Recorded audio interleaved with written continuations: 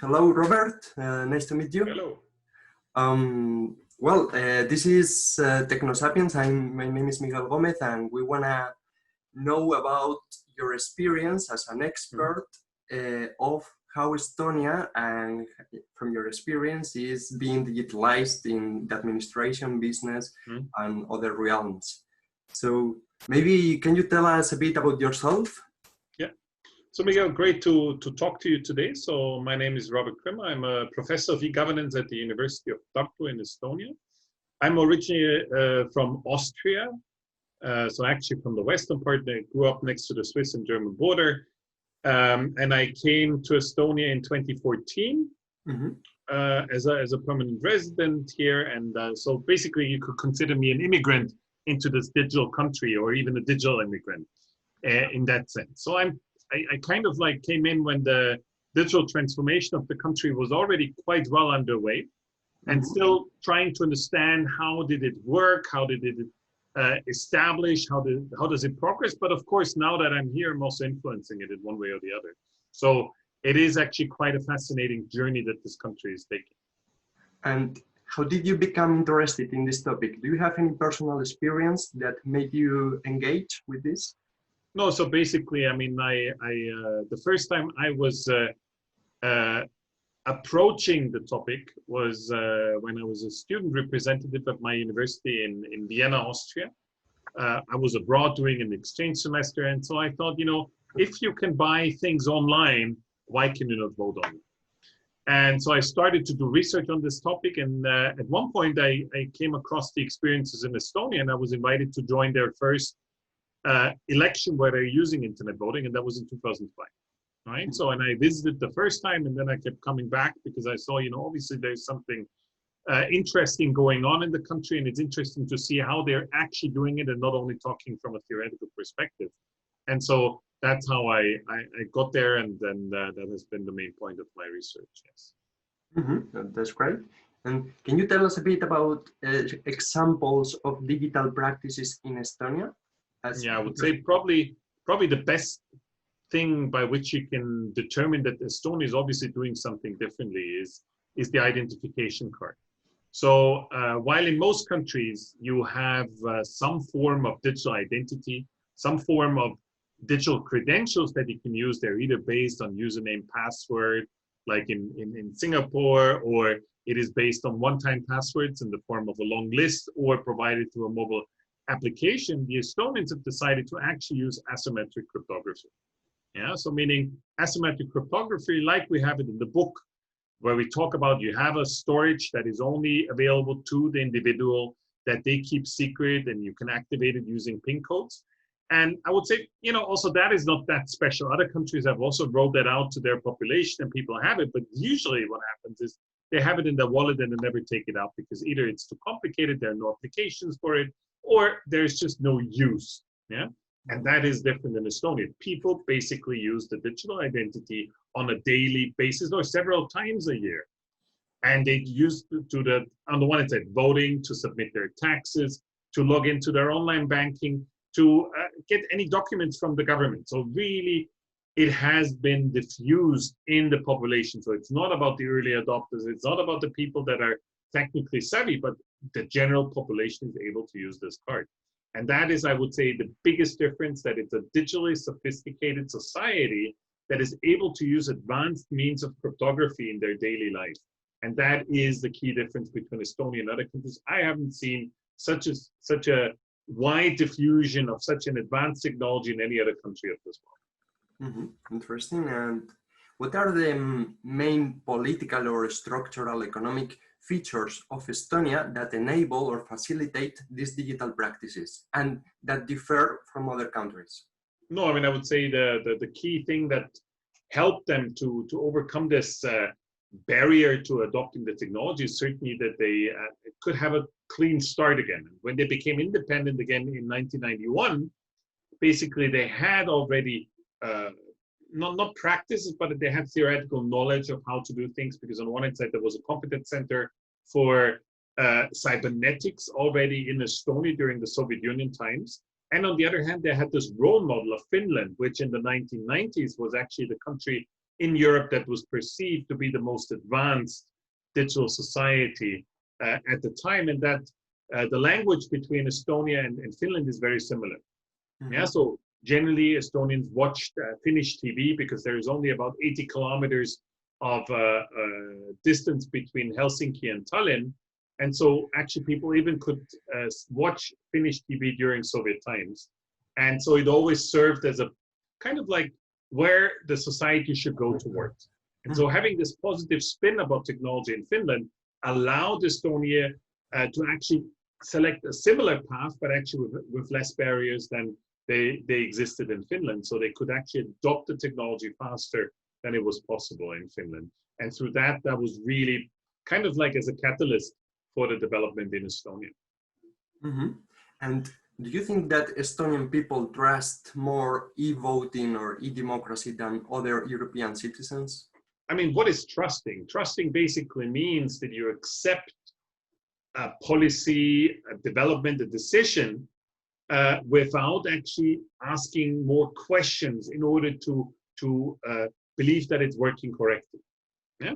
Mm-hmm. So in that, you reach either by actually a transfer of trust from established authorities that allow you to trust this technology, or by practice, by just experiencing that it works. And I would say in Estonia, it's the latter. Estonia has developed over time in an incremental process that the technology is actually working. So it was not from one day to the other that everyone was using it, but actually over a period of now almost 15 years, people have acquired the knowledge that the technology works and it doesn't fail them. Of course, there are problems, but there is not a major blackout, not a major problem that basically brought down the whole technical infrastructure. Rather the opposite. There were problems and they allowed them to overcome using that technology, right? So having this reassurance, having this basically positive experience established the trust of the people. And of course, we know that there just needs to be one problem that is a major incident, and that trust might go away. But so far, neither the denial of service attack in 2007 or simple issues where people were actually breaching data protection, where people actually were fined for that, or the failure of the EID card in 2017 with a major crisis so that they had to replace the card, actually eroded that trust. I think just on the opposite, really by overcoming those issues, it has even reaffirmed the trust of the Estonian residents and citizens in the technology that actually was the right choice because we could master those problems. Yeah? So that would be my long answer to your short question. Mm-hmm.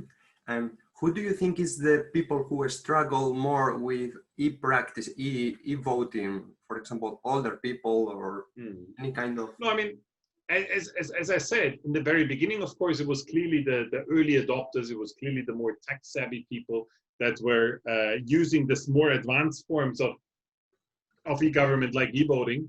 But over time, and today, I mean, with 47% of the votes cast online in the last European Parliament elections, you cannot say that there is actually one group that is excluded from it. You'll find it in all the groups, in all the kind of variations, but I would say that the key driver is certain literacy, IT literacy, so that you actually know about how computers work. And that is not dependent on age, on sex, or others, but it just depends that you actually have positive experience with computers and IT systems, then you're likely to use it. So who has a problem? I mean, clearly it's the less educated. Yeah? So that's the area where there is the biggest need for support, for actually more inclusion measures, rather than actually saying, you know, there is a vulnerable group of X, Y, Z. It's more the other way. If you manage to upgrade their ICT literacy skills, there is no group that should be excluded, but it might be harder for some groups than for others. So the correlation is actually knowledge and know-how and education rather than belonging to a certain group. And regarding that education training, how do you accomplish that? Which are the best ways to educate people in ICT? No, I mean, I would say this is the digital mindset that was built up over time. So the Estonians started with the Tiger Leap initiative in the late 90s, which was, they called it Digrihype. So basically, they made a roadshow, they went around the country, they provided all the schools with internet access already 15 years ago. Yeah, so all public buildings were online. I mean, when you drive on a street here, especially if you go from one municipality to the other, then you sometimes see street signs with a @ sign on it. So meaning there is free internet access somewhere, so you can park and check something. I mean, now with the availability of 4G and 5G coming, I mean, this is less and less of an issue.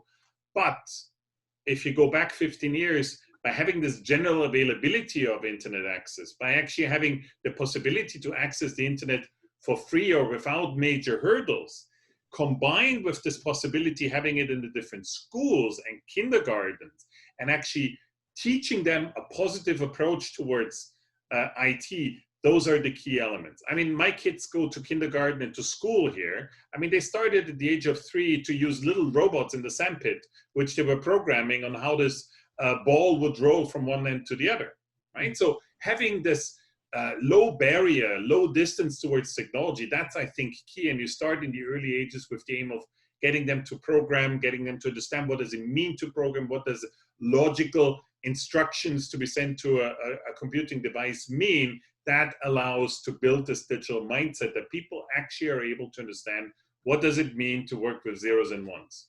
Mm-hmm. Well, I guess that you regard very positively this digital transition of Estonia. But in your opinion, what are we forgetting or leaving behind when transitioning to this digital world? Which values, which beliefs are we leaving out that we should keep? No, I mean, I think the thing that we don't understand is that digital transformation is not having the same qualities, having the same instruments in a digital space, right? If you take, for example, evoting, it is clear if you allow people to participate in a remote channel from their home environment, that it has a different social construct than if you go to the polling station where actually your neighbors, your colleagues, your school friends actually see you exercising your democratic right. Mm-hmm. Yeah. So actually this social construct is being transformed when we allow people to participate from their place of choice. So what we need to understand is what effect does the possibility to work remotely or the necessity to work remotely or participate remotely as we have it now during COVID times, actually what kind of impact does it have on our society? How is our society being transformed? And likewise, what requirements derives out of this, right? Mm-hmm. So if we consider now in other countries that we are having to go from one day to the other to teach online, that we are going to do our research online, it also means that we need to do this common decision-making, which is happening in universities, also online. So one thing that, you know, we have established over the last couple of years or 100 of years is that in order to be able to express your mind freely in conflicting situations, we need to keep our votes secret. Mm-hmm. To date, it has been proven very difficult that we are able to cast an electronic vote in a secret way. You need to have a lot of measures, a lot of effort in order to do it, like in the Estonian case. And I think there we are not devoting enough resources to do the research that is needed in order to find a way of making decisions in a secret way in an information system, yeah, in a decentralized, distributed information system like the internet. Because when you consider the internet, it's essentially a space with perfect information, where it is very difficult to hide information from someone. And if at all, it's only possible to hide it for a certain period in time, right? It's not possible to keep an information secret forever, at least to what we know at this point in time. The only thing that we have available with the help of asynchronous cryptography is to make it very, very, very, very, very, very hard today to decipher a secret message. Mm-hmm. But it might be different in 100, in 200, 300 years from now, maybe only in 10 years from now, right? Mm-hmm. So these are things that we need to invest more time into, because otherwise the fundamentals that we have in our paper-based society will not be possible to be transferred to a digital society that we're converging towards. And that is one of the things that I'm a bit worried, because if we take the Estonian experience, it has a couple of very distinct features that only work in the Estonian setting and that cannot be that easily transferred to others, like in particular the elements which are relying on organizational security rather than on technical security in the Estonian setup. And in Estonia, when there are political changes or transformations, for example, one political party changes by the next, does this digitalization remain quite unchanged, or does it transform?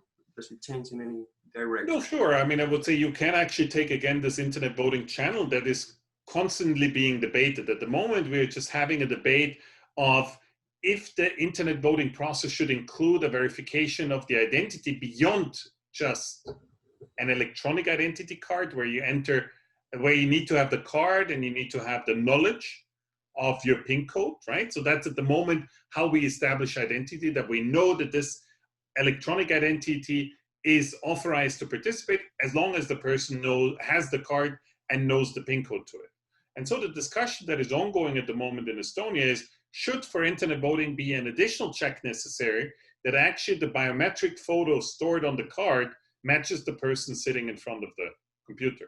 So basically it's similar to the video identity procedure that is available with some sign-up processes that are available in the internet, so video ID.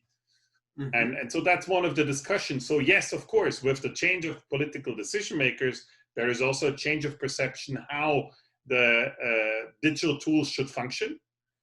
But as with all processes that involve the lawmaking or the legislative branch of government, you need to have the certain amount of majorities in order to, you need to have the majority in order to pass it. So at the moment, it seems that that is still under negotiation.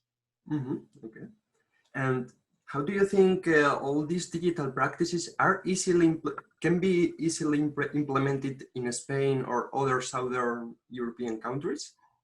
Does the population, what do you think? So, I mean, in general, I don't think there is any limitation based on the technology, but of course you cannot transform or you cannot transport a tool that was built for the Estonian context that is very specific. On the one hand side, the public administration system is very centralized or it's a unilateral country. Yeah, it's not a decentralized country with federal government or in any way having a constitutional monarchy, etc., etc. And those are important features that need to be taken into account.